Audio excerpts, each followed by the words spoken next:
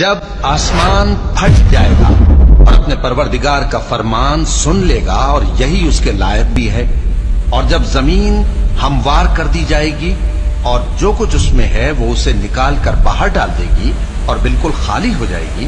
اور اپنے پروردگار کے ارشاد کی تعمیل کرے گی اور اس کو لازم بھی یہی ہے، تو قیامت قائم ہو جائے گی۔ اے انسان، تو اپنے پروردگار کی طرف پہنچنے تک خوب تکلیف اٹھاتا ہے، پھر تو اس سے جا ملے گا۔ اب جس کا نامہ اعمال اس کے داہنے ہاتھ میں دیا جائے گا اس سے حساب آسان لیا جائے گا اور وہ اپنے گھر والوں میں خوش خوش واپس آئے گا، اور جس کا نامہ اعمال اس کی پیٹھ کے پیچھے سے دیا جائے گا تو وہ موت کو پکارے گا اور دوزخ میں داخل ہوگا۔ وہ اپنے اہل و عیال ہی میں مگن رہتا تھا، وہ تو خیال کرتا تھا کہ اللہ کی طرف لوٹ کر نہ جائے گا، کیوں نہیں؟ اس کا پروردگار تو اس کو